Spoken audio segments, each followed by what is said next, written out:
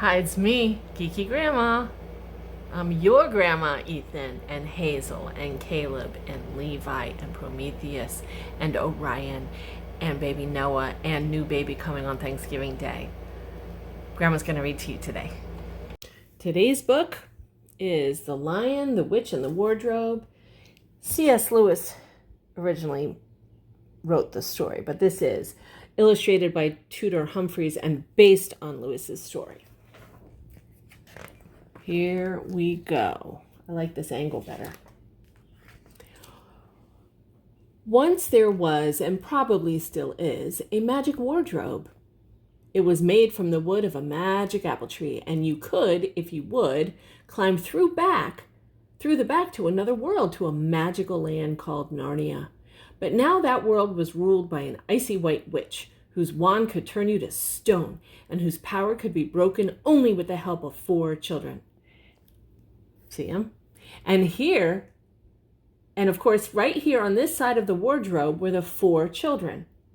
Peter, Susan, Edmund, Lucy, all of them longing for adventure. Lucy is the youngest, and most longing, was first to push past the furry coats. Look over here. And found herself in a snowy wood under a street lamp where the wickedness had made it always winter. See that's a light post. It's a lamppost. Always winter and never Christmas. Imagine that, came a voice. It was Mr. Tumnus, a fawn.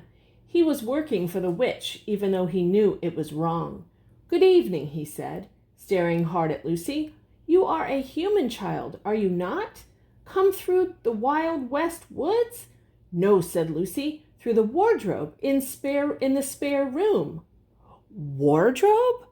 Spare room? Never heard of them, said Mr. Tumnus. But someone like you is expected, and a toasty tea awaits you. See Mr. Tumnus? Look, he has horns. And look at his legs. He's a part animal. After tea, can you see? Here, we'll go here. After tea, to Lucy's surprise, Mr. Tumnus began to weep so hard that there were puddles all over the floor. Lucy had often wanted to cry like that herself and was most sympathetic, which made Mr. Tumnus blurt out the truth. I'm supposed to hand you over to her wicked white majesty, but now that I've met you, I can't, I won't, even though I'll be turned to stone if I don't. Oh no. Lucy promised she wouldn't let that happen. Oh dear. After all, she said, a witch is only a witch until someone stands up to her in the right way. So I will get my brothers and sister, and that's what we'll do. But before Lucy could persuade Peter and Susan that there was a wicked white witch through the wardrobe, Edmund secretly slipped through to see for himself. Oh man. Oh, look at that. And Edmund, when he went through, bumped straight into her. At once the witch saw he was just the kind of boy she could win over with a box of her enchanted Turkish delight. Turkish delight is candy. And there will be lots more. Rooms full of it, she tempted him. If you'll only bring your brother and sisters to my house. Oh, I will, said Edmund, stuffing and gobbling without stopping to think what might happen to them if he did. Then I'll make you a king. That beautiful, wickeder than wicked witch smiled. Look at her. She is very dangerous, and he's just eating all the candy, all of the Turkish delight. Can you see? So when, a few days later, all 4 children did go through the wardrobe together, Edmund was quite ready to deliver the others to the witch, just to get his mouth around more of that magic must-have Turkish delight. Of course he said nothing as they trudged through the snow in coats borrowed from the wardrobe. Look at their coats. He said nothing when they found Mr. Tumnus's cave ransacked. Ransacked is like wrecked. Can you see this page? He said not a word when a talking beaver told them Mr. Tumnus had been dragged away by the witch's secret wolf police. Lucy, on the other hand, was furious. "Well, that does it," she cried. "I'm not leaving until that witch has had her wand smashed and her wickedness stamped on. Mr. Beaver was thrilled to hear Lucy talk like this and hurried them back to his house for a what to do about the witch meeting. Look, see? There he is. Oh my goodness, look, they're all sitting around the table. "You have come at exactly the right time," said Mrs. Beaver. "You have indeed," said Mr. Beaver, "for it is well known that to get rid of the witch, Aslan needs 4 brave and adventurous children." "Aslan?" cried Lucy with a shiver of excitement. "Who is Aslan?" "Aslan the Great, of course," said Mr. Beaver, "who created this world and all of us in it, the only one more powerful than the witch. And," Mrs. Beaver gathered them closer, "they say he will be at the stone table by tomorrow, but shh, the witch mustn't hear of it, and her spies are everywhere." They were soon so busy whispering about meeting Aslan, they did not notice Edmund sneaking out the back. Oh no. He's sneaking out the back. See the pretty picture? That's beautiful. To make his way to the witch's house and more Turkish delight. But nothing could have prepared him for what he found when he got there. Every kind of creature turned to stone, air so cold it was frosted white. The witch's wolf captain stretched out, smirking. See, right there. See his face? He's bad. The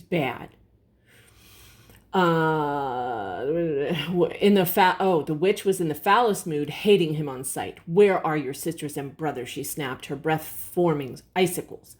"I'll get them to you," Edmund managed to say through chattering teeth. Right now. They're going to the stone to meet someone called Aslan? I knew it. No wonder the temperature's rising in here. "Longbeard, my sleigh! Aslan and those children must not reach each other." Oh no, Chunk.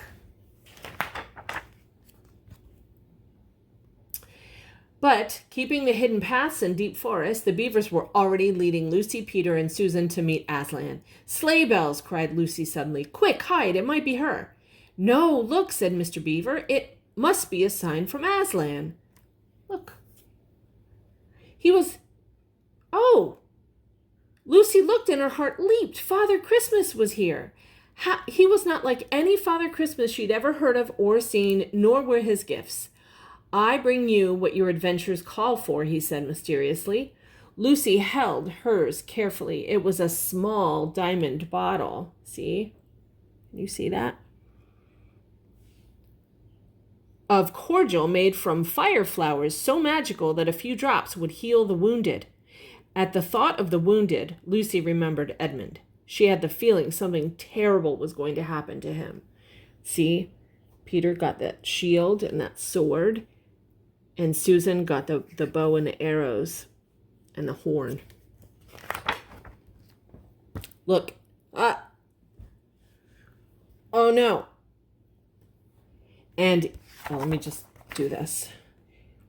Feeling something terrible was happening to him, and it was. The witch had him tied like a prisoner and was raging at him as if it was his fault her winter was wearing out. Her sledge wasn't working, and that everywhere there were signs of spring. But deep down she knew it was Aslan's doing, and she knew the prophecy. "The day Aslan crowns 4 children kings and queens of Narnia, my rule will end." "Except it won't," she smirked at her lurking wolf captain. "I will defeat him yet. Go get the other 3 while I decide how best to use that fool of a boy." But defeating Aslan would never be that simple, even for the White Witch. Look, that's what happened to him. He just did not, he wasn't careful. He was not careful. As Lucy and Peter and Susan were discovering at the table, Aslan was nobler than any creature imaginable. Do you see him? Aslan the lion?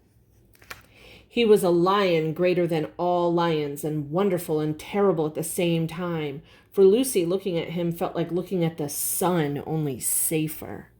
Look at him. Look at his majestic face. He's so kind, but he's not a tame lion. When Aslan spoke, his deep, rich voice seemed to shake the very ground Lucy stood on. Welcome, children. Long have we waited for you. He turned to the horizon. There in that castle are 4 thrones. Only when 4 human children occupy them will Narnia be free again. But crowns must be earned, and that time is upon you. At this, there was a great consternation among the smaller Narnians. Peter and the beavers ran to see what it was all about, but Lucy felt she had to tell Aslan about Edmund. He is lost, Aslan, she began, and then the words tumbled out. Or with the witch, or taken by the witch, or something, but please, he is our brother, and he is the 4th. He must be saved. All shall be done that must be, said Aslan, all dealt with in turn and first. He was interrupted by the sound of the horn Father Christmas had given Susan. She was giving warning that the White Witch's wolf captain was slinking towards them. Oh, man. You see? That's the stone table. Look, there's the slinking wolf captain. See it? Oh boy. Lucy was up a tree in a flash, but Susan hadn't time to climb out of reach. Help her, Lucy screamed, and drawing his sword, Peter did, fighting that lurking, smirking, cruel captain single-handedly to his end. You are finding your strength, I see, Aslan glowed, and now I must send my people for your brother. Look. Wow. He's so brave. Look, that's Aslan's face. True to Aslan's promise, in the morning Edmund had been found. He was there, walking in the dewy grass and talking with the lion. Lucy thought her brother looked quite different, as if he was beginning to trust himself again. She was so relieved she wanted to run over and throw her arms around him, but before she could, the dwarf, Longbeard, announced the arrival of the White Witch. Ooh!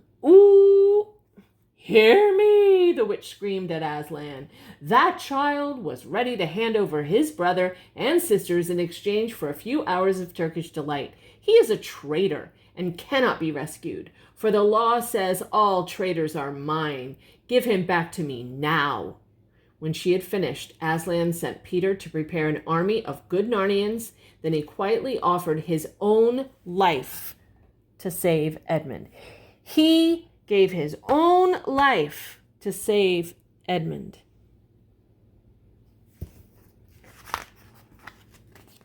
Oh my goodness, this is the sad and scary part.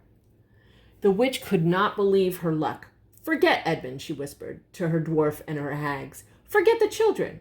Now I can kill the great Aslan, power of all good, without breath or roar, and rule forever. Tie him to the table with 1,000 ropes. But as soon as Aslan was dead and the witch left, an army of mice arrived and began to nibble through. Can you see? I'm going to show you close up. They're nibbling through the rope. They're chewing through the rope. Lucy and Susan, who had been hidden, were heartbroken. They wanted to run and tell Peter, but before they could, there came a thunderous crack. The stone table had split in two, and Aslan was free. Look. What does that remind you of? I know what it reminds me of. It reminds me of Easter. Aslan! You're alive! Cried Lucy, flinging herself onto him. How did you do that? Through magic deeper than the witch will ever know, said Aslan. And now, children, there is so much to do, but first we shall enjoy a romp through spring as no one ever has except in Narnia. Oh, look. That's a romp. They're playing. And that is what they did. The girls riding on the great lion's back through avenues and sunny glades, past roaring waterfalls and echoing caverns, across mountains and valleys and acres of blue flowers. I want to ride a lion. Uh-oh. Uh-oh. Can you see the whole picture? There. Can you see it? On and on until they arrived at the witch's house. She was away, of course, but high walls and locked gates did not bother Aslan. "Hold on," he roared and leaped and landed in the courtyard, among statues of all the creatures the witch had turned to stone. "Mr. Tumnus," cried Lucy. "Oh, Aslan, I promised him I wouldn't let this happen." "Then keep your promise through me," said Aslan, as he began to breathe warm life into each of the cold statues. And once back in the land of the living, all of them were only too eager to join in the battle against the witch. Oh, see? All these were frozen statues because the witch did that.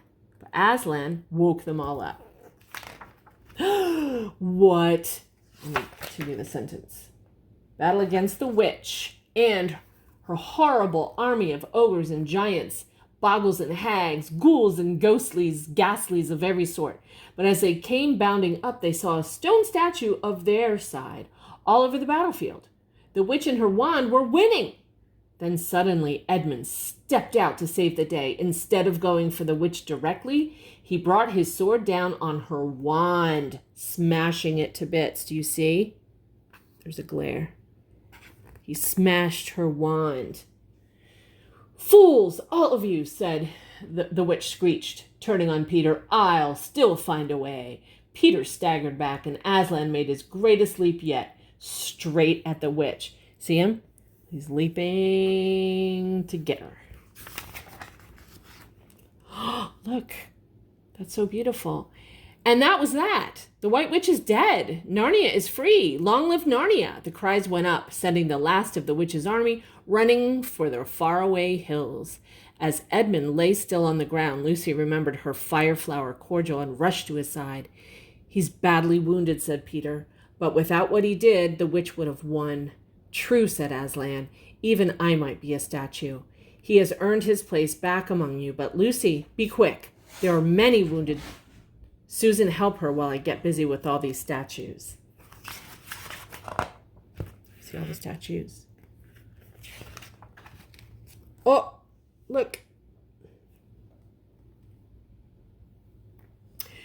When every hurt Narnian was healed and every stone statue was breathing again, Aslan solemnly crowned the children up at the castle. King Peter, Queen Susan, King Edmund, and Queen Lucy. Afterward, there was music and feasting and dancing.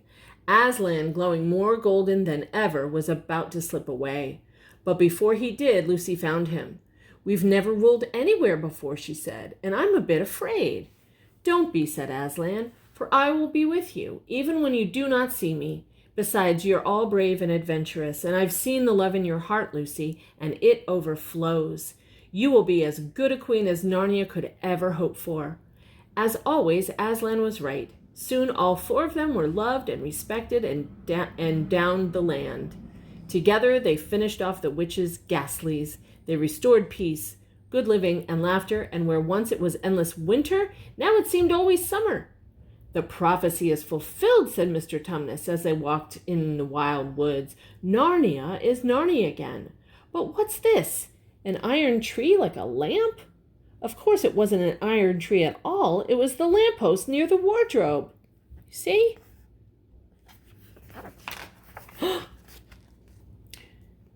You see this picture?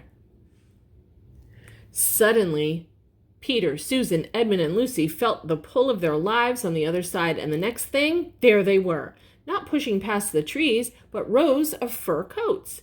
They were back. They were home. And to their amazement, not a moment had passed since they left. But then, as they were to find out in many other adventures, that was all part of the marvel and mystery of that ever more magical land of Narnia. Oh, Mr. Tumnus is waving. The end. Did you like this story? It's one of my most favorite stories. It was one of my most favorite stories as a kid, and I know some of you already know this story too. So, good night, Ethan and Hazel and Caleb and Levi and Prometheus and Orion and Noah and new baby. I love you.